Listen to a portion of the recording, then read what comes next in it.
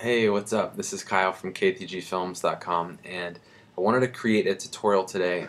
Should be pretty basic, pretty simple stuff for anybody who's using Final Cut Pro 7 and wants to achieve that look of taking their already 16 by 9 widescreen footage and giving it the ratio of 2.35 1, which is basically is just a fancy way of saying that film look that you see in a lot of movies these days and in movie theaters, where you see the black bar on the top and in the bottom. So here's what you want to do first. You obviously want to have your project open. In today's case, we have a clip of a polar bear. And so the very first technique I'm going to be teaching, I've found there's 3 things that you can do to achieve this look. I'm going to teach the first 2, and then I'm going to teach my favorite, which is the third that I actually came up with that I've never seen someone else teach, but I don't know, it works for me the best. So the first way, which is the simplest, which is just double clicking your clip, coming up to your effects, and going into your video filters, going down to matte.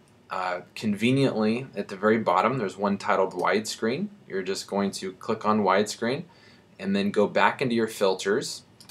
Once you're in your filters, you can go down to that 235. So again, that's the most popular. You can also do bigger than that. You can do 255.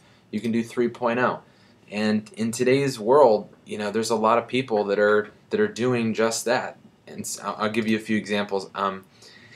If you're a JB fan and you're one of the 20 million people who have seen his new song, his new music video, "As Long as You Love Me," you'll notice that almost half of the video is covered in black. So this was originally captured in a very excuse me, a very wide ratio.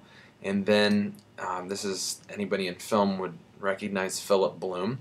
This is a random video I just pulled up on his Vimeo account, and you can see that this is probably more of the standard 235. Back to JB, another video he recently released. If you're one of the 125 million people that have seen this, you notice that this video has a much smaller than 235. So you got up from, you know, almost half the screen to a good bit of the screen and to just very minimal of it. And there's really no right or wrong. It's just it's just whatever you're going for. And typically, as you're filming, you want to have this in mind because you want to be keeping the most important things in whatever frame you have in mind to turn it into later on in post. It's a little bit more challenging if the footage like this that I'm editing was not originally intended to be in this ratio, because a lot of times sub things can be cut out that was originally meant to be in there if you don't keep it in mind originally.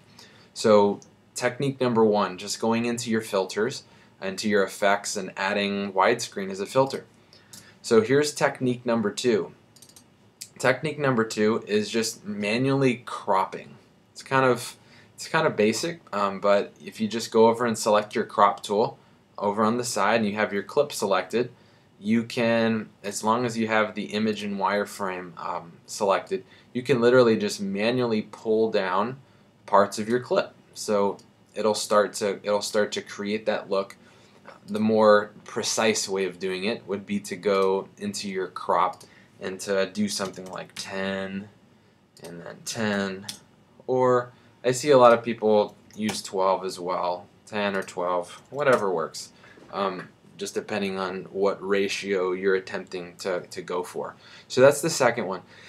Here's why these first 2 I'm not such a big fan of, is because sometimes your footage, you want to adjust the horizon. So for example, the inside of this shot, we see that the polar bear, the ice, is kind of at a slant, and then the black bar is here. And sometimes, like when you're working with clips like this one over here, it's nice, it's useful to have a similar horizontal line, you know, with the water line in here. You wouldn't want to have that, you know, you wouldn't want to have the mountain line here and the black bar here. It keeps it clean. And if you're going for that look, and you've tried either of these first 2 techniques, the biggest thing that's just a drag is when you go to do that and you go to change your rotation, look what happens. Your black bars actually move with it. So it's kind of annoying. That's why I developed the third technique I'm going to show you. And again, I've never seen anybody else teach this, but I just came up with it and it worked for me, so maybe it'll work for you too. Here's what you do. You go into your video tab, you go down to where you would normally find your, apply your text, and you create slug media. So with your slug media, you're just going to pull that on top, which creates a layer of black over your shot. You're going to just resize it to the size of the clip, and we're actually going to need two. We're going to need two pieces of slug media here. So you're going to drag two pieces of slug media on top, and then here's what we're going to do. Inside of each one, we're going to go in, and on the top and bottom features, on the top one, we're going to go 90, and then on the one below, inside crop, we're going to go to the bottom, do 90, and voila. We've also achieved the same thing. I actually normally go with 88, so we'll just change it to 88. Oh wait, did I already change it? There we go.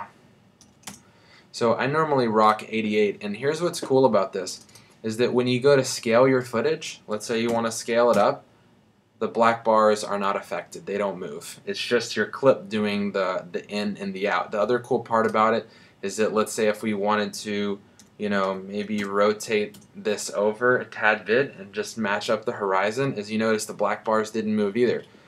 It's just the clip moving inside of it. So just to recap, if you want to change the ratio of the footage that you got, you can either apply the widescreen filter, you can manually crop it yourself, or you can add 2 layers of black bar media on top of it, and then again manually crop it just in a little bit of a different way. And I want to start doing more tutorials like this, so hopefully they're valuable for you. Throughout my journey in video editing, majority of what I've learned has been through tutorials. So I remember about a year or so ago when I tried to search and find something like this, and none of them were very thorough. So I'm attempting to create ones that I think are more thorough than the ones I found. So hopefully this serves as that. And if you have any questions, make sure to leave them in the comments or let me know what you'd like me to do a tutorial on next. And hope that you got value out of it, and we'll be talking to you soon. Bye.